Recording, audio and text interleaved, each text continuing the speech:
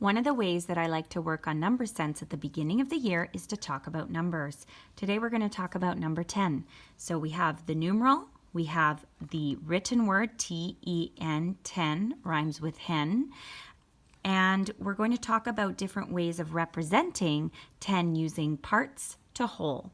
So if we were to start, we would look at our 10 chips here, 1, 2, 3, 4, 5, 6, 7, 8, 9, and 10. And we would see that there are 10 there. So one way to represent that is 0 and 10 is the same as or equals 10. That's one way to represent that. Then I would ask the children to show me another way to make 10. But this time we're going to go incrementally up. So we might flip a chip. So now we have one red chip, 1 plus how many yellow chips? So we count those up. 1, 2, 3, 4, 5, 6, 7, 8, 9 equals 10. Now children will start to get really good at recognizing our 10 frame, and they might not even have to count.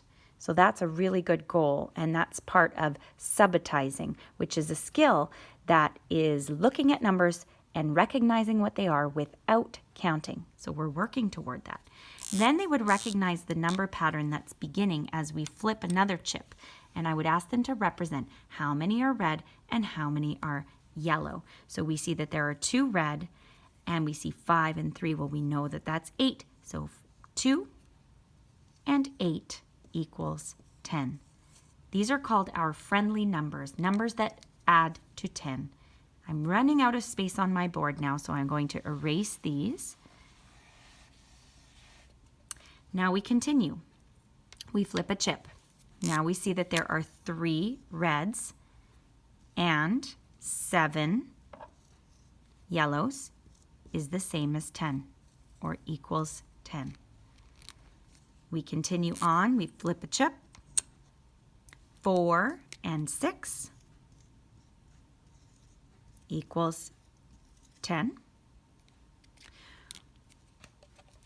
I would get the children to erase their boards. Now we see something interesting. It's a double. We see 5 and 5 equals 10. 5 and 5. And then the children might realize that we're starting to go down through the same pattern again. So now we have 6 plus 4 equals 10. And we had that before, 4 plus 6, but now we can reverse it. We know that with addition, we can change the order of our numbers, and the answer is always the same. We flip another chip. Now we have 7. 7 plus 3 is 10. That's another friendly number. So we see the pattern going down 5, or going up 5, 6, 7, and we see this one going down 5, 4, 3. So the children can usually guess that the next number to come is 8, and there are 2 yellow chips.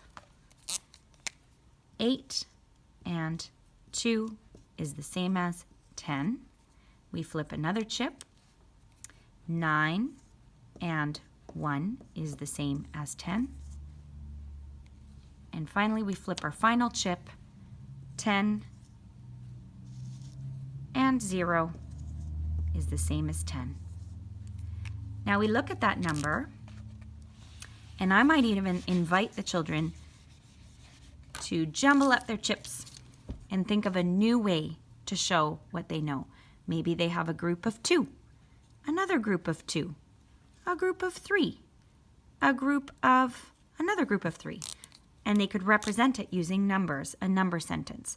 2 and 2 and 3 and 3 is the same as 10. They could group those together. 4 and 6 is the same as 10.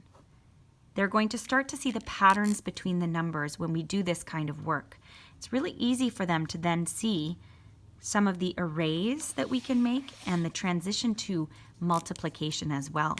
So we can see our groups of 2. So we've got one group of 2 another group of 2, another group of 2, another group of 2, and another group of 2 is the same as 10.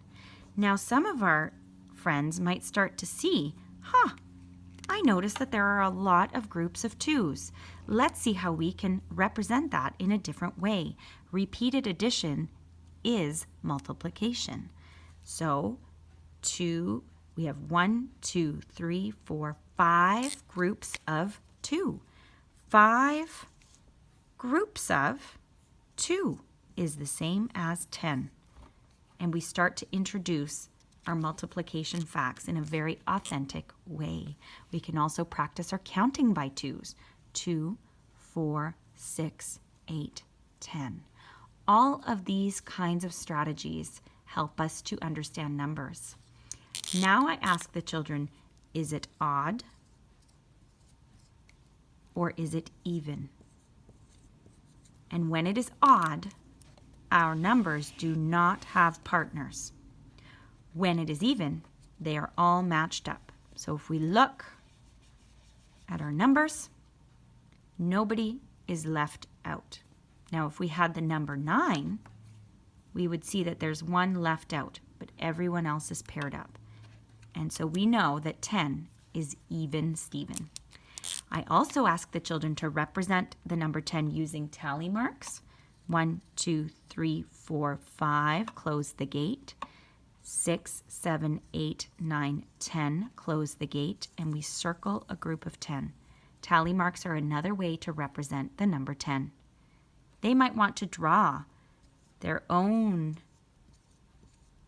set of 10 items.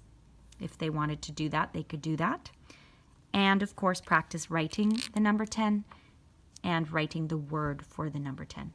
Thank you for listening. You can apply this to any number that we study.